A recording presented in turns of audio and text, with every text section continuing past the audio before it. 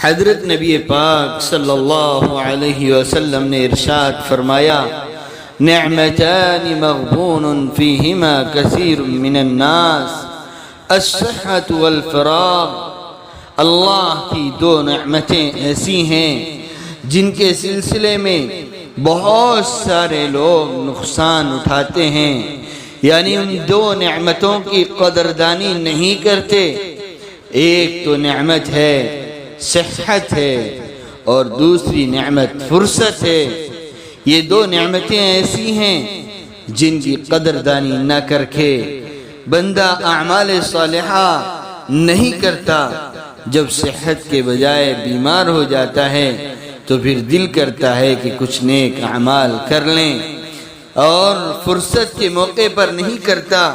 جب مصروف ہوتا ہے تو پھر شوق ہوتا ہے۔ لہذا چاہیے کہ صحت اور فرصت کو غنیمت جانیں اور ان کی قدردانی کریں۔